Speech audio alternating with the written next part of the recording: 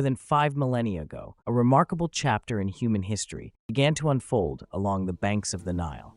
The people of this fertile valley, resourceful and innovative, learned to harness the life-giving force of the river. As we delve into the annals of the early dynastic period, the narrative crystallizes around a figure whose actions would forever shape the destiny of ancient Egypt, Narmer. Carved in the stone of history, Narmer emerges as a preeminent pharaoh, a visionary leader who not only secured the political unity of Upper and Lower Egypt, but set the stage for the enduring legacy of the pharaohs. Narmer's legacy is encapsulated in the iconic Narmer palette, a ceremonial slab that vividly depicts the unification of the two lands. The palette, a masterpiece of early Egyptian artistry, reveals a pharaoh adorned in the crowns of both Upper and Lower Egypt, wielding the authority of a ruler destined to bring harmony to a divided land. Beyond the symbolic unification, Narmer's reign laid the groundwork for the administrative and religious structures that would define pharaonic rule. His titulary, encompassing the Horus and Serach symbols, reflected not only his divine status, but also his role as a unifier and protector of the Egyptian people. The unification wasn't just a political act, it was a cosmic event.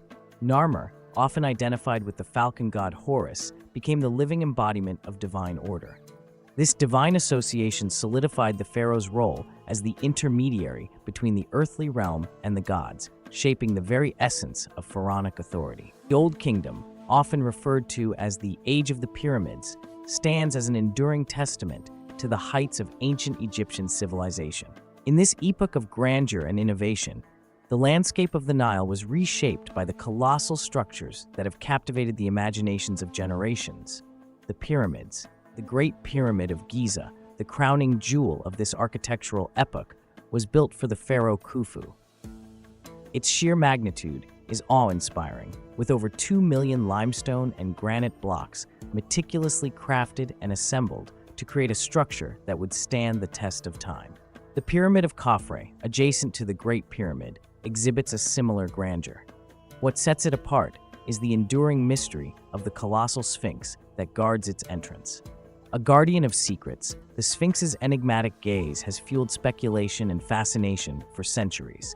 The Pyramid of Menkaure, the smallest of the 3 main pyramids at Giza, is a testament to the continuity and refinement of pyramid building techniques.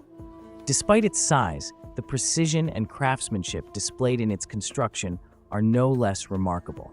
These pyramids were not merely tombs, but elaborate cosmic machines, designed with mathematical precision and aligned with celestial bodies. The symbolism embedded in their architecture reflects the ancient Egyptians' profound understanding of life, death, and the afterlife.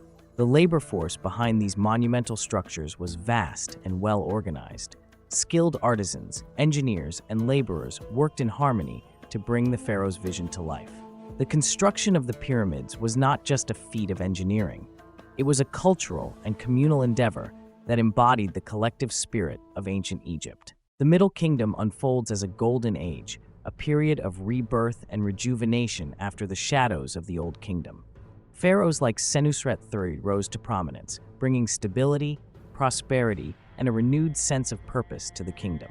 Senusret III, often referred to as the Pharaoh of the Miracles, left an indelible mark on the Middle Kingdom. His military campaigns extended Egyptian influence, and his infrastructural projects, such as the renovation of the canal connecting the Nile to the Red Sea, facilitated trade and economic growth.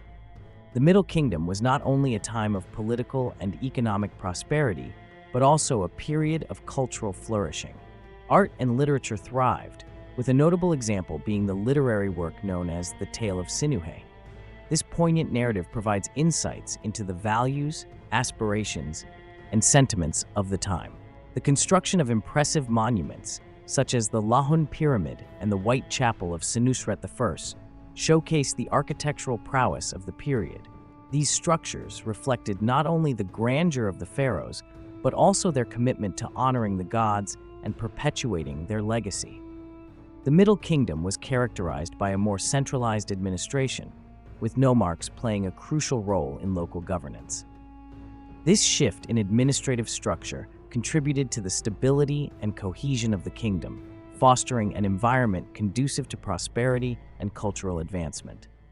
The Amarna period marks a revolutionary chapter in ancient Egyptian history, led by the visionary pharaoh Akhenaten.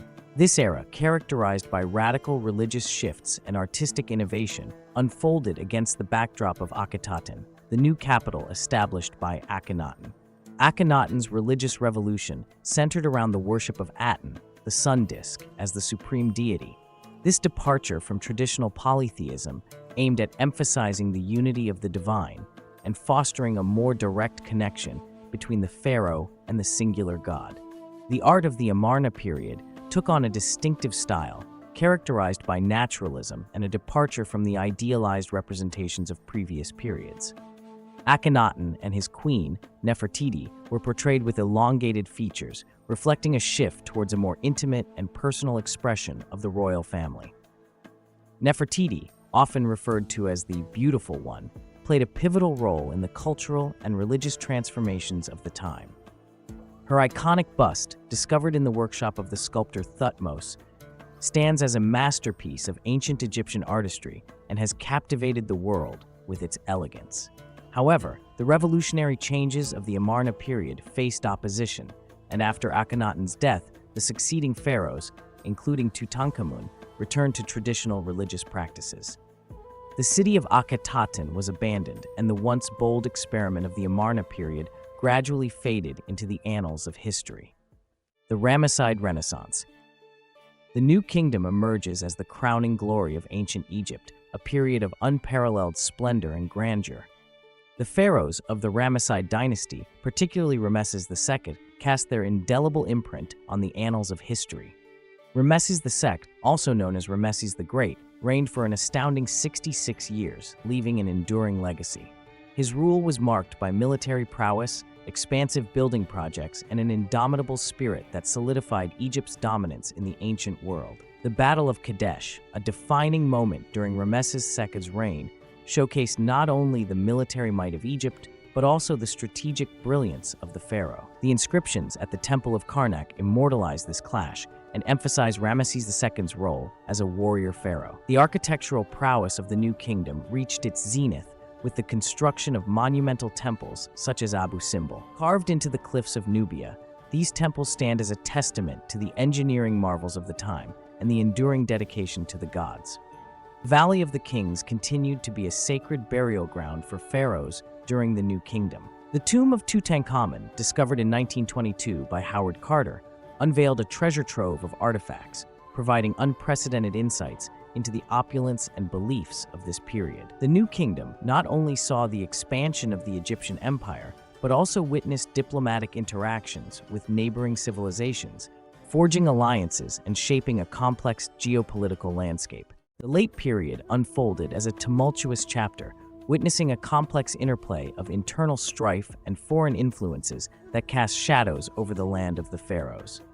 The decline of centralized authority not only led to political fragmentation, but also left Egypt vulnerable to foreign invasions. The Assyrian conquest of Egypt during the 7th century BCE marked a significant turning point. However, their rule was met with resistance from the native population.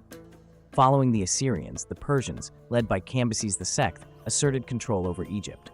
The Persian period saw attempts to revive traditional Egyptian religious practices, and the construction of monuments like the Apadana at Susa reflected a fusion of Persian and Egyptian elements. Despite these foreign influences, the Nubian dynasty, also known as the 25th dynasty, emerged as a beacon of native rule during the 8th to 7th centuries BCE. Pharaohs like Taharka and Tutankhamun sought to restore Egypt's former glory, with architectural projects in places like Karnak showcasing their efforts. With the conquest of Egypt by Alexander the Great in 332 BCE, the ancient land of the pharaohs entered a new chapter, the Ptolemaic period.